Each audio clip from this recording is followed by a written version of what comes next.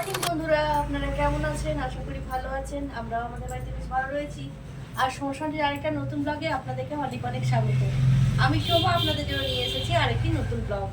তো আজকে আমার মাসির মেয়ে এসেছে আমার বাড়ি, আর ওর ডিমান্ড হচ্ছে আমার কাছে স্পা করবে। তো চলুন স্পাটা করে নেওয়া যাক। তো প্রথমে ওকে আমি চুলটা ভালো করে ধুইয়ে নিয়েছি, নিয়ে এবার ভালো করে চুলটা আঁচড়ে নিলাম। এরপর ক্রিমটা অ্যাপ্লাই করব। তো চলুন ক্রিমটা কিভাবে অ্যাপ্লাই করতে হয় সেটাও ভাবছি আপনাদেরকে দেখিয়ে দেবো। তো চলুন স্পার ক্রিমটা অ্যাপ্লাই করি।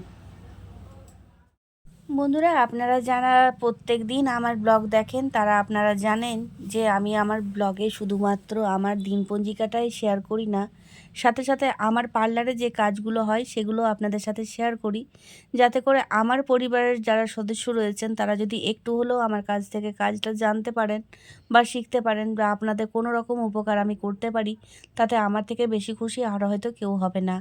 তো বন্ধুরা, আজকে আমি শেখাবো যে আপনারা বাড়ি বসেও কীভাবে স্পা ক্রিম অ্যাপ্লাই করতে পারবেন, আর আপনারা কিভাবে বাড়িতে স্পা করতে পারেন। তো দেখুন আমি কিভাবে স্পাটা করছি। আমি প্রথমেই কিন্তু মাসির মেয়ের চুলটা ভালো করে শ্যাম্পু করে ধুয়ে নিয়েছি, যাতে করে কোনো রকম ময়লা চুলের মধ্যে না থাকে। আর এরপর আমি স্পা ক্রিমটাকে অ্যাপ্লাই করব। স্পা ক্রিম অ্যাপ্লাই করার প্রথমেই স্পা ক্রিমটাকে ভালো করে ফেটিয়ে নিতে হবে, যাতে করে কোথাও মোটা কোথাও পাতলা ক্রিম যেন না থাকে। আর এরপর সেকশন হিসেবে চুলটাকে উঠিয়ে নিতে হবে। সেকশন হিসেবে চুলটাকে উঠিয়ে ক্রিম অ্যাপ্লাই করলে কি হয়, প্রত্যেকটা চুলের সমান পরিমাণ ক্রিম অ্যাপ্লাই করা যায়। তার কারণে কিন্তু সেকশন করে নেওয়াটা সবথেকে জরুরি। আর দেখুন আমি কী রকমভাবে ক্রিমটা অ্যাপ্লাই করার পর চুলটাতে ম্যাসাজ করছি, যাতে করে প্রত্যেকটা চুলে কিন্তু ক্রিমের ম্যাসাজটা বেশ ভালোভাবে পায়। আর এক্সট্রা যদি ক্রিম যদি থাকে সেটাও কিন্তু আমার হাতের মধ্যে চলে আসছে। তো এই রকমভাবে আমি পুরো স্ক্যাল্পে থেকে তুলে নিয়ে একদম পাতলা পাতলা সেকশন উঠিয়ে নিয়ে ক্রিমটাকে অ্যাপ্লাই কিভাবে করছি সেটা আপনাদেরকে বোঝানোর জন্যই এরকমভাবে ভিডিওটা বানানো। আর আপনারা কোথায় যদি কোনো সমস্যা হচ্ছে সেটা আপনারা কমেন্ট করে আমাকে জানাতে পারেন, যে আপনাদের কোনো কোথাও যদি বুঝতে অসুবিধা হয় সেটা আমাকে জানাবেন, তাহলে আমি পরের ভিডিওতে সেগুলো সলভ করার চেষ্টা করব। তো দেখতে পাচ্ছেন আমি কী রকমভাবে ক্রিমটা অ্যাপ্লাই করছি। আমি কিন্তু রুটে কোনো রকমভাবে ক্রিম অ্যাপ্লাই করছি না, ওই 1/2 ইঞ্চি মতো চুলের স্ক্যাল্প থেকে ছেড়ে তারপর ক্রিম অ্যাপ্লাই করছি, যাতে করে রুটের মধ্যে কোনো রকম স্পা ক্রিম লেগে গেলে আমাদের স্ক্যাল্পের ক্ষতি হতে পারে। তার কারণে কিন্তু স্ক্যাল্পে স্পা ক্রিম কোনো রকমভাবে অ্যাপ্লাই করা উচিত নয়। তো আপনারা যারা ভাবছেন যে বাড়িতে বসে ক্রিম অ্যাপ্লাই কিভাবে করব বা স্পা কিভাবে করব, তো সেটা প্র্যাকটিসের জন্য আপনারা একটা কাজ করতে পারেন। আপনারা কন্ডিশনার দিয়ে স্পাটাকে প্র্যাকটিস করতে পারেন। কীরকমভাবে করবেন, স্পা ক্রিমের মতো করে কন্ডিশনারটাকে নিয়ে নেবেন, আর সাথে করে ওটার মধ্যে একটু ইভিএন ক্যাপসুল যেটা হয় সেই ক্যাপসুল দুটো মিশিয়ে নিয়ে আর সাথে একটু নারকেল তেল মিশিয়ে নিয়ে ভালো করে ফেটিয়ে মিক্স করে নেবেন। তারপর সেটাকে ভালো করে চুলের মধ্যে অ্যাপ্লাই করে ০.৫ ঘন্টা রেখে নিয়ে তারপর উষ্ণ গরম জলে মাথাটাকে ভালো করে ধুয়ে ফেলতে হবে। তো এটা হচ্ছে বাড়ির টিপস, কিন্তু বাড়ির থেকেও বাড়িতে যতই করা হোক কিন্তু বাড়িতে সেরকমভাবে সেই রেজাল্টটা পাওয়া যায় না যেটা পার্লারের রেজাল্টটা পাওয়া যায়। তো এখন আমি ক্রিমটা কিভাবে অ্যাপ্লাই করছি সেটাই আপনাদেরকে দেখাচ্ছি। তো দেখুন আমি এইরকমভাবে পাতলা পাতলা সেকশন নিয়েই কাজ করে থাকি।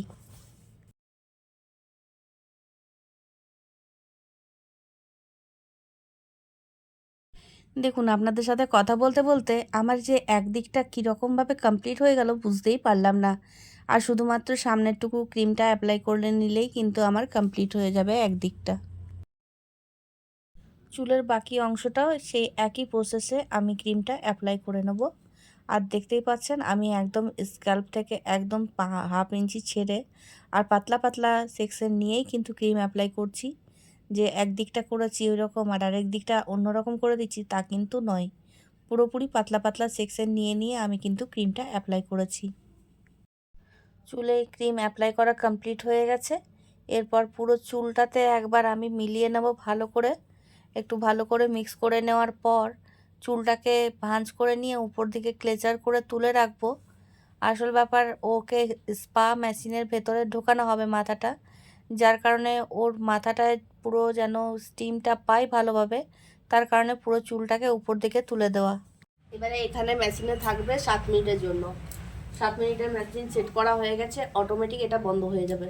যখন এটা অটোমেটিক বন্ধ হয়ে যাবে তখন জানবো আমার স্পা কমপ্লিট হয়ে গেছে। তারপর চুলটা যখন ঠান্ডা হয়ে যাবে তারপরে একটা হেড মাসাজ দেওয়া হবে। তারপর চুলটাকে ভালো করে ঠান্ডা করে নেওয়ার পর ধুয়ে নেওয়া হবে। ধুয়ে নেওয়ার পর ওর আর শ্যাম্পু হবে না। তারপরে যখন টাওয়েল ড্রাই হয়ে যাবে একটু স্পা সব হয়েছে যেহেতু সেজন্য একটু সিরাম দিয়ে দেবো, কারণ নাহলে চুলটা একটু রাফ হয়ে যাবে। আর তারপর ভালো করে চুলটাকে ব্লো ড্রাই করে দেবো। তো চলুন, স্পা তো হয়ে এসেছে, এবার ওয়েট।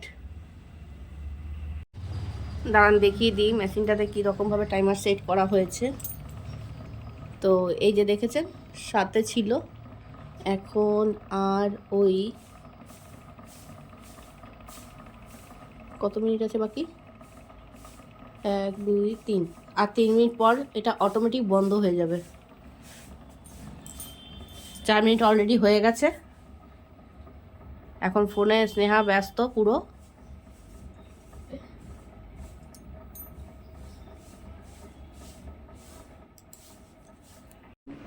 মেশিনের জলটা কীরকম হারে ফুটছে দেখুন।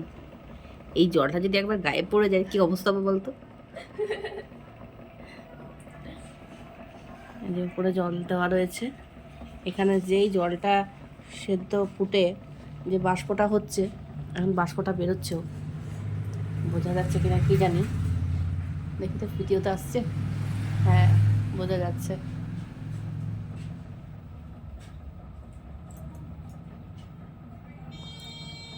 বল স্পাটা করতে কেমন লাগছে তোর? ঠান্ডাকাল তো তাই ভালো লাগছে। গ্রীষ্মকাল হলে ব্যাস জ্বালা করতো স্কিন পুরো। গ্রীষ্মকালে এটা রাখতে একটু অসুবিধা হয়, তখন একটু কপালের কাছে যে স্কিনটা রয়েছে মানে ফোরহেডটা একটু ইচিং হয়, জ্বালা জ্বালা করে, কারণ গরমটা পাই তো। আর এদিকে দেখিয়ে দিই, 1 মিনিট, চলো কাউন্টডাউন শুরু। কি বলে যে সবজি আর এগুলো অটোমেটিক বন্ধ হয়ে গেল, অটোমেটিক বন্ধ হয়ে গেছে। এবার এটাকে সরিয়ে নিলাম। যেসব যাদেরকে সিদ্ধ করা হয় না, খাওয়া হয় মুরগিরে, ওদের জন্য এটা ভালো বটে যে আমাদেরকে কেমন সিদ্ধ করে সেটা সিদ্ধ হচ্ছে।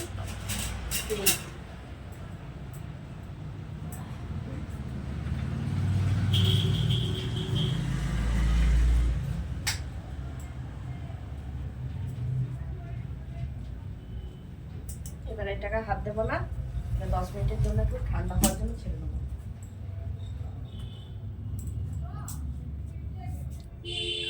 তো 10 মিনিটের জন্য ছেড়ে দেওয়া হয়েছিল চুলটা ঠান্ডা হতে দেওয়ার জন্য। তো চুলটা এখন ঠান্ডা হয়ে গেছে। আর এরপর ওর মাথার মধ্যে একটু স্ক্যাল্পে ভালো করে মাসাজ করতে হবে, তার কারণে একটু হেড মাসাজ দিয়ে দেবো। ভালো করে হেড মাসাজ করতে হবে, তাহলে স্ক্যাল্পগুলো একটু টাইট হবে, তার কারণে ভালো করে হেড মাসাজ দিতে হবে। আর অনেক রকম আমাদের মাথার মধ্যে নার্ভ রয়েছে যেগুলো মানে শিথিল হয়ে থাকে, যার কারণে চুল ঝরতে থাকে বা চুল রিগ্রোথ হয় না, সেগুলোর কারণেই কিন্তু ভালো করে মাসাজটা দিতে হবে, যাতে করে চুলের মধ্যে রিগ্রোথ চলে আসে। আর কোনো রকম সমস্যা যদি থাকে সেগুলো কিন্তু সলভ হয়ে যায়। তো যাই হোক, এই হেড মাসাজটা খুবই কার্যকরী।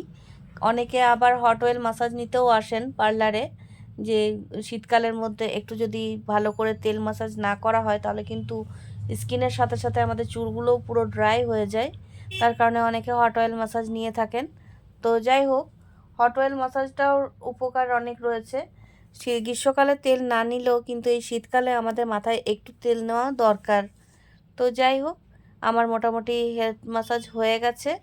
এরপর চুলটাকে একটু রিল্যাক্স হতে ছেড়ে দেবো, তারপর ওকে ভালো করে মাথাটা ধুইয়ে দেবো।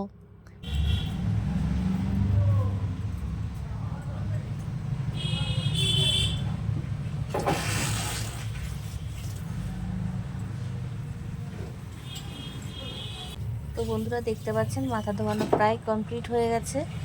আর ওর স্পা করার পর চুলটাতে কতটা শাইনিং আসছে সেটা আপনাদেরকে দেখাবো। চুলটা ড্রাই হলে আপনারা বুঝতে পারবেন যে চুলটাতে স্পা করার পর কতটা মানে ন্যাচারাল স্ট্রেটনিং চলে এসেছে বা এত সুন্দর শাইনিং এসেছে, সেটা আপনারা ড্রাই হলে বুঝতে পারবেন। আমি চুলটা হাতে নেওয়ার পর ওর চুলটা যা ছিল তার সমস্যা থেকে অনেকটাই সমাধান হয়ে গেছে। আর এরপর ড্রাই করে নেব, তারপর আপনাদেরকে ফাইনাল রেজাল্টটা দেখাবো। তো টাওয়েল ড্রাই করার পর একটু আমি সিরাম লাগিয়ে দিলাম, যাতে করে চুলটা শীতকালের কারণে ড্রাই যেন না হয়ে যায়, তার কারণে একটু সিরামটা দিয়ে দিলাম। আর এরপর ড্রাই করে নেব।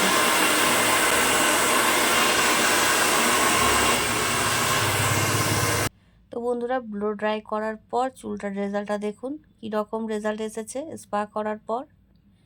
বেশ সুন্দর লাগছে। আপনাদের কেমন লাগছে সেটা কিন্তু কমেন্ট করে জানাতে ভুলবেন না। দেখুন কীরকম শাইনিং এসেছে, বেশ সুন্দর লাগছে, তাই না?